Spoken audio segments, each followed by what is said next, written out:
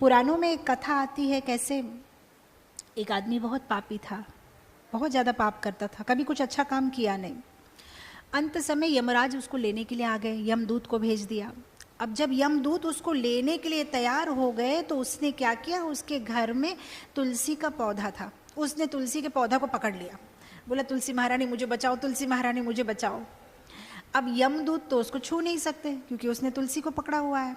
पता है ना, तुलसी को छूने से तो यमदूत हमें, इसलिए तो हम पहनते हैं ना, प्रभुपाद जी सब सोच समझ के हम लोग को दिया, इसलिए हम पहनते हैं ना। तो यमदूत तो नहीं छू पाएंगे क्योंकि तुलसी है। अब यमदूतों को आ रहा है गुस्सा, इतना पापी है और ये अभी तुलसी को पकड़ के बैठा है, तुम एक बार छोड़ दो, वो तो नहीं छोड़ रहा है। बोला 1 मिनट के लिए इधर आओ, तुमसे कुछ बात करना है, इसको लेके आऊँगा मैं तो नहीं छोड़ूंगा तुलसी के पौधे को।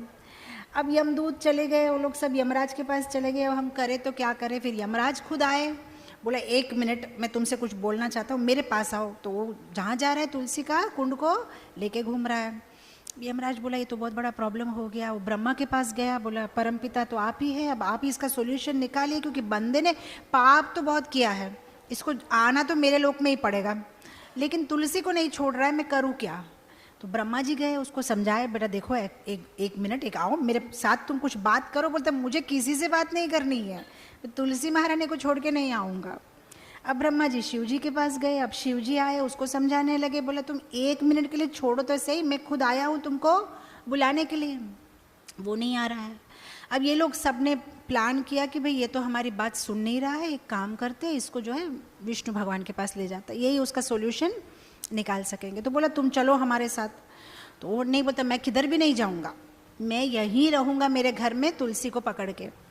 अब ये लोगों ने बोला कि ये तो हमारी बात नहीं सुन रहा है, तो क्या किया, चारों ने उसको पकड़ा, एक पालकी के अंदर में तुलसी महारानी के साथ डाला, और एक साइड शिव जी पकड़ रहे, एक साइड ब्रह्मा जी पकड़ रहे, पीछे यमराज के 2 दूत पकड़ रहे, और उसको जबरदस्ती लेके चले गए वैकुंठ। अब वहाँ जाके विष्णुमूर्ति को बोला कि देखिए भाई इसका कोई सोल्यूशन निकालिए, ये तो तुलसी महारानी को छोड़ ही नहीं रहा है और हमको समझ में नहीं आ रहा है, अब हम करें तो क्या करें। अब विष्णु जी हंस रहे हैं, ब्रह्मा जी बोल रहे हैं हम इतने बड़े प्रॉब्लम में आपको हंसी आ रही है।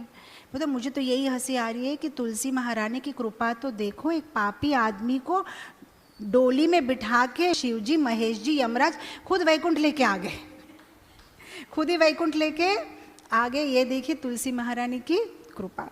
और फिर विष्णु जी बोलते हैं कि जब ये वैकुंठ आ ही गया है तो आपको तो पता है वैकुंठ का रूल, एक बार यहाँ आने वाले का फिर पुनर्जन्म नहीं होता, उसको और वापस जाना नहीं, अब तो वो यहीं रहेगा, आप लोग जाइए अपना अपना काम करिए।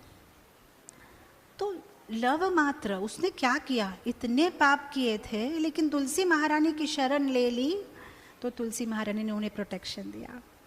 तो जिसके भी साथ जो है थोड़ा बहुत भी अगर साधु के साथ हम संग करते हैं तो उसका इतना बड़ा प्रभाव होता है।